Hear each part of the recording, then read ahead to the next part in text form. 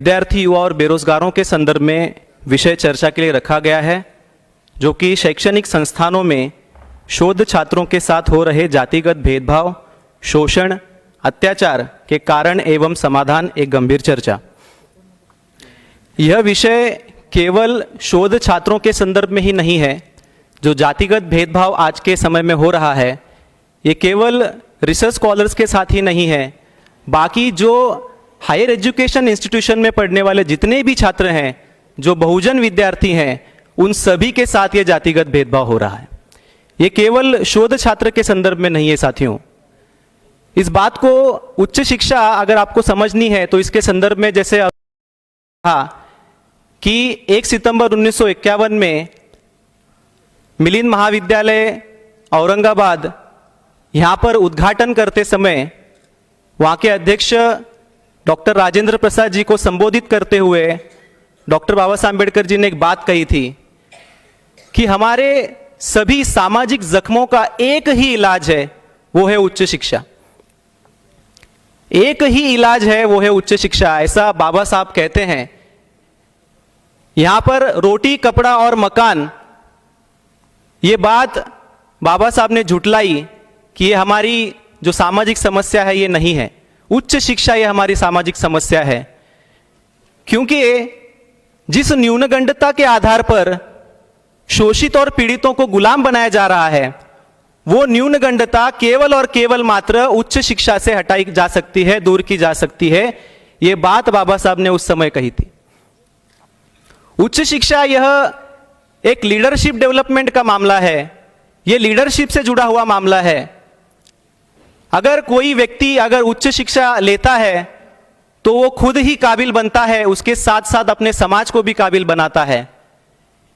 ये बात ब्राह्मणों के ध्यान में है, इसीलिए ब्राह्मण हमारे बहुजन विद्यार्थियों को उच्च शिक्षा से दूर करने के लिए, वंचित करने के लिए षड्यंत्र करते हैं, और इस षड्यंत्र के तहत ये जो जातिगत भेदभाव है, षड्यंत्र का एक हिस्सा है।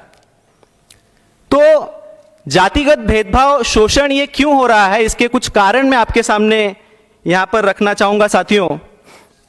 सबसे पहला कारण है कि एजुकेशन सिस्टम पर आज ब्राह्मणों का नियंत्रण हो चुका है। जो शिक्षा संस्थान है, जो एजुकेशन सिस्टम है, उस पर ब्राह्मणों का नियंत्रण हो चुका है।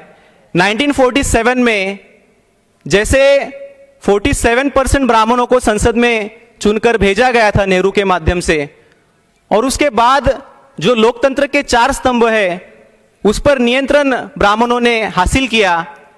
सबसे महत्वपूर्ण जो नियंत्रण है वो है जो एजुकेशन सिस्टम पर नियंत्रण।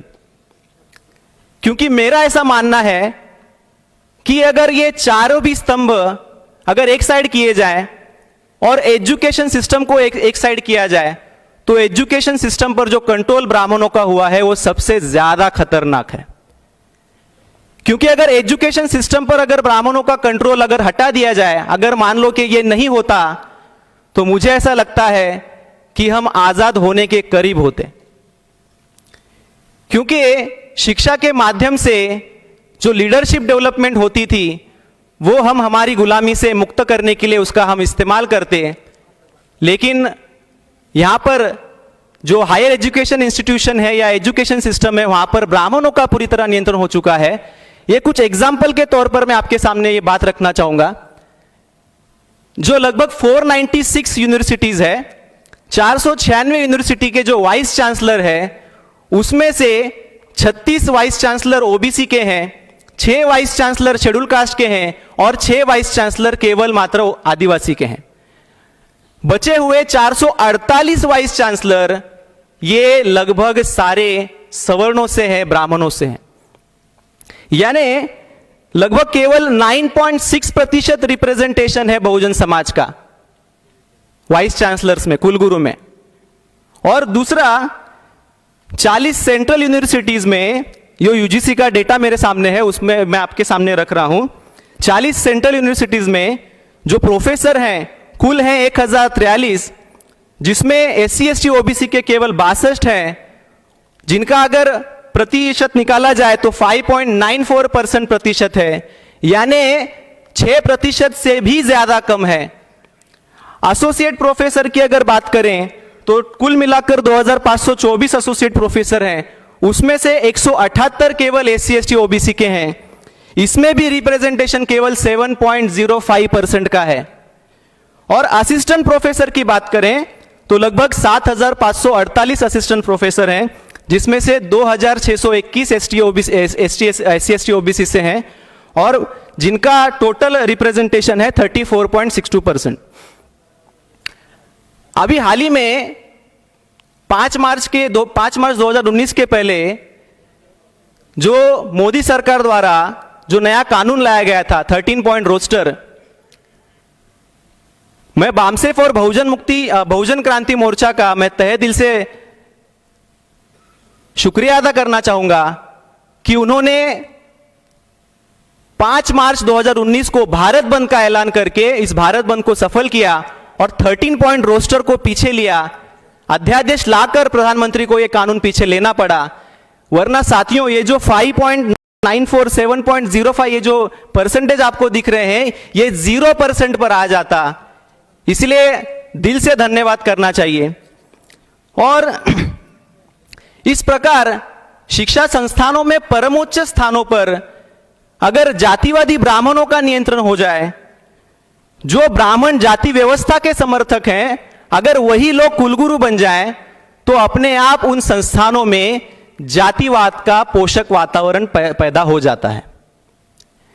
जातिगत शोषण करने के लिए वो पोषक वातावरण जो है वो अपने आप पैदा हो जाता है, क्योंकि कुलगुरु अगर ब्राह्मण है, कुलगुरु अगर जातिवादी है, तो उसके अंडर जो मशीनरी है उसके ऊपर कहीं ना कहीं उनका दबाव होता है, उसके अधीन जो मशीनरी है उसका दबाव होता है। तो इस प्रकार से सभी जो ऊपर की मशीनरी है ये सभी जातिवादी होने की वजह से यूनिवर्सिटी के अंदर और उच्च शिक्षा संस्थानों के अंदर जातिगत भेदभाव हमारे बहुजन विद्यार्थियों के साथ हो रहा है। इसका प्रमुख कारण यह है। दूसरा कारण, हमारे विद्यार्थियों का मनोबल गिराने के लिए यह जातिगत भेदभाव किया जाता है, जिसका आपके सामने एग्जाम्पल है कि 22 मई 2019 को डॉक्टर पायल तड़वी जो नायर अस्पताल में जो एमडी का एजुकेशन कर रही थी, जो एमबीबीएस थी, वो हुनहार स्कॉलर छात्रा ने आत्महत्या कर ली। तो जातिगत तान तनाव, जातिगत जो भेदभाव किया जाता है इंस्टीट्यूशंस के अंदर, उसके वजह से जो तान तनाव पैदा होता है, जिसके तहत विद्यार्थियों के सामने केवल दो ही पर्याय बचते हैं, एक तो एजुकेशन बीच से छोड़ दिया जाए या दूसरा आत्महत्या कर ली जाए। यह दूसरा कारण है।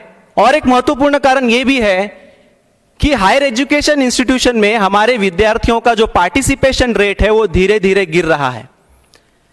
अभी 14 दिसंबर 2020 में एक न्यूज हमारे सामने आई कि आईआईटी संस्थान के जो लोग हैं उन्होंने सरकार के सामने एक अपील की कि हमारे संस्थान को आरक्षण रहित संस्थानों की लिस्ट में डाला जाए। जिन लोगों को रिजर्वेशन इंप्लीमेंटेशन करने के लिए जिनको कमिटी में लिया गया था, वही लोग सरकार से यह निवेदन कर रहे हैं कि हमें आरक्षण रहित संस्थानों की लिस्ट में डाला जाए। तो आईआईटी में जो हमारे बहुजन विद्यार्थियों का जो पार्टिसिपेशन है वो धीरे धीरे कम होते जा रहा है, जिसके वजह से जो संख्या बल है, ब्राह्मणों का संख्या बल उच्च शिक्षा संस्थानों में बढ़ते जा रहा है, उनके विद्यार्थियों का संख्या बल बढ़ते जा रहा है और हमारे विद्यार्थियों का संख्या बल धीरे धीरे कम हो रहा है। तो यह भी एक सबसे बड़ा कारण है हमारे विद्यार्थियों का मनोबल गिराने के लिए। तीसरा सबसे महत्वपूर्ण कारण कि हमारे विद्यार्थी जो हैं ये संगठित नहीं है और संगठित ना होने की वजह से उनके ऊपर ये सारी समस्याएं पैदा हो रही है। संगठित क्यों नहीं है? क्योंकि व्यवस्था की समझ नहीं है। जो ब्राह्मणी व्यवस्था उनको संगठित तौर पर गुलाम बना रही है, उस व्यवस्था के खिलाफ में असंगठित रहकर लड़ना यह नामुमकिन है। यह बात हमारे रिसर्च स्कॉलर को समझना होगा। और आखिरी बात कहकर मैं अपनी बातों को विराम देता हूं कि इसका समाधान कैसे संभव है, कैसे किया जा सकता है। सामर्थ्य और ताकत को निर्माण किए बगैर जुल्म का प्रतिकार संभव नहीं है।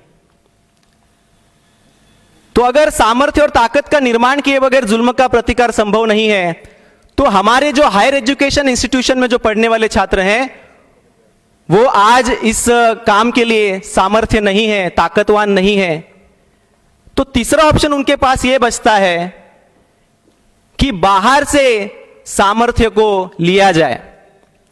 एक तो हमारे हायर एजुकेशन इंस्टीट्यूशन के अंदर उनका संगठन नहीं है, बाहर जो रिसर्च स्कॉलर हैं या फिर हायर एजुकेशन करने वाले का जो संगठन है वो भी नहीं है। तो राष्ट्रव्यापी संगठन ना होने की वजह से अंदर भी शक्ति नहीं है, बाहर भी शक्ति नहीं है, यह सबसे बड़ी समस्या है। लेकिन आज इस मंच से मैं सभी बहुजन विद्यार्थियों को जो हायर एजुकेशन ले रहे हैं पर्टिकुलरली, उनको मैं ये संदेश देना चाहता हूं कि भारत में एससी एसटी ओबीसी माइनॉरिटी के हक अधिकारों पर लड़ने के लिए भारतीय विद्यार्थी मोर्चा नाम का राष्ट्रव्यापी संगठन निर्माण हो चुका है। पिछले 9 सालों से यह संगठन काम कर रहा है। आज ये संगठन का नेटवर्क 22 राज्यों में फैल चुका है और लगभग 237 जिलों में इसका संगठन का जाल फैला हुआ है। तो साथियों, इस संगठन के साथ जुड़े और बड़े शक्ति का निर्माण करें ताकि इस व्यवस्था के जुल्म के साथ आप प्रतिकार कर सकें। इस राष्ट्रीय मंच पर बोलने का मुझे मौका मिला, इसलिए मैं आयोजकों का आभार व्यक्त करता हूं। आप सभी लोगों ने मुझे ध्यान से सुना, इसलिए धन्यवाद। जय मूल निवासी, जय भारत।